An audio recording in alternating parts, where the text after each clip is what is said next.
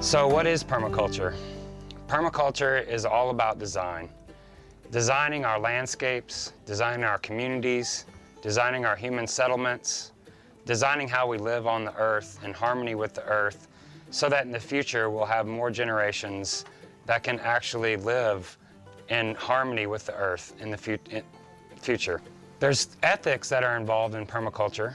Those ethics are care of the earth, care of people, and a fair share and redistribution of resources. We also have a set of parameters or principles that we design by. Things like observe and interact. Things like apply self-regulation and feedback, accept feedback. Other ones are like problem is the solution. So we're looking at the dynamics of ecosystems, finding out how they function, finding out how they relate to one another, what's happening all the time in these systems through the seasons, and then we're using that information in order to consciously design our human settlements into the landscape. So here on our homestead, we bought a piece of degraded property that's very marginal, very high and dry.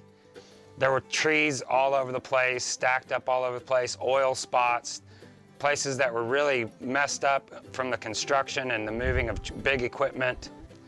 So what we started out with was water.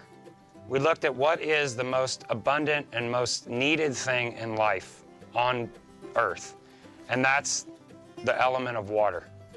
So we started up high in the landscape. We started collecting water through a system of swales and ponds.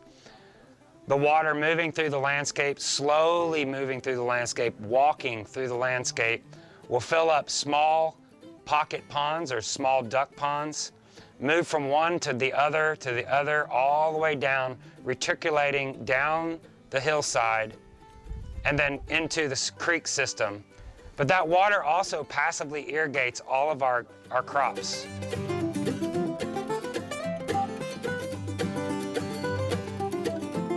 Over 5 years, we've rebuilt soil, we've created forest gardens, we've created pasture with animal systems, we've put some infrastructure up and created an ecosystem, a thriving ecosystem. And there's still more to do, but we've accomplished a lot in 5 years. When we had our children, I was pretty distraught about the fact that we were going to be handing them a world, you know, the future generations were going to be inheriting all of our mistakes and the mistakes of the people that came before us. And I feel like the world needs a lot of healing, and it's pretty sick and polluted, and we're not slowing down with our consumption and with using up resources. So it's real important for me to take positive action, and now I want to inspire others to take positive action as well. And most of that came from having children and wanting to give something to them that was valuable and useful and healthy and not sick and degenerated. So our goal is to, you know, raise our kids in a way that they'll at least understand what it takes, you know, to create ecosystems, to heal the land, to grow your own food, what design considerations to make when building a house and how you can use less energy resources. And we also do a little bit of this over at a school at a nearby community. We teach permaculture classes because more people should be teaching the children. They're the ones that are going to have to deal with more of the problems in the future. We don't grow traditional crops here. We grow a different type of agriculture. We do regenerative agriculture. Regenerative agriculture looks at the ecosystems and how they function, and then we mimic them with useful plants for human consumption, whether that be food, fuel, pharmaceuticals, fertilizers, all kinds of different uses. And we stack those in a certain way where we're harvesting the most amount of sunlight possible. Our buildings are all naturally built. We're off-grid. We have built almost all the structures by ourselves or with the help of our community. A lot of recycling has gone on the buildings, recycling old windows, recycling old doors, making them look good again, keeping our impact and our footprint really low. We also have animals that are clearing the land. We're using them to clear the land. They also create their future habitat. This is a type of agricultural system that's been going on for a long time.